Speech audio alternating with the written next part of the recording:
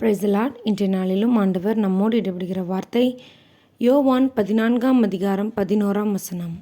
நான் பிதாவிலும் பிதா என்னிலும் இருக்கிறதை நம்புங்கள். அப்படி இல்லாவிட்டாலும் என் கிரியைகளின் நிமித்தமாவது என்னை நம்புங்கள். ஆமேன். அன்பான தேவனுடைய பிள்ளைகளே, ஆண்டவர் நம்மளிடத்தில் எதிர்பார்க்கிற ஒரு மிக முக்கியமான காரியம் என்னன்னு பார்த்தீங்கன்னா, நாம் அவரை நம்பணும். நம்முடைய நம்பிக்கை அவர் மேலே இருக்கணும்னு சொல்லி அவர் விரும்புகிறார். எப்படி ஒரு வசனம் பாருங்கள், என்னை நம்புங்க, அப்படி இல்லைனாலும் நான் செய்கிறத பார்த்தாது என்னை நம்புங்க, நான் எவ்வளோ கிரியைகள் செய்கிறேனே, இந்த கிரியைகள் நிமித்தமாவது என்னை நம்புங்கள் அப்படின்னு சொல்லி ஆண்டவர் சொல்கிறார்.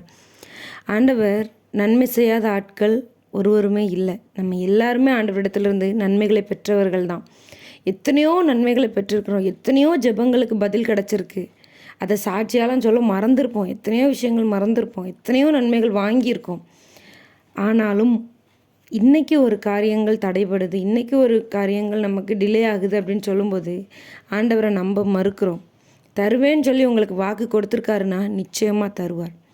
நிச்சயமாய் தரும்போது நீங்கள் அவர் குறிப்பிட்ட நேரத்தில் அது கிடைக்கும்போது உங்களுக்கு ஒரு மகிமையான காரியமாக இருக்கும். அவசரமாக நீங்கள் நினைக்கிற நேரத்தில் அது கிடைக்கணும்னு நீங்கள் துரிதப்படுத்துறதுனால தான் ஆண்டவரை நம்ப மறுக்கிறோம். நம்ம அதிகமாக வருத்தத்தில் இருக்கிறோம். உங்களுக்கு தருவேன்னு ஆண்டவர் சொல்லிட்டார் அப்படின்னா நிச்சயமாய் தருவார். அவரை நீங்கள் என்ன செய்யுங்க, நம்புங்க.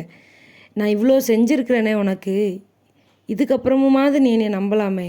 அந்தந்த நாட்களெல்லாம் நீ கஷ்டப்படும் போது நான் உனக்கு அதிசயமாக உன்னை வழி நடத்தினேனே, அதெல்லாம் நீ மறந்துட்டியா? என்னுடைய கிரியைகளெல்லாம் நீ பார்த்ததானே, அப்புறமும் ஏன் என்னை நீ நம்ப மாட்டேங்கிற அப்படின்னு சொல்லி ஆண்டவர் கேட்கிறார்.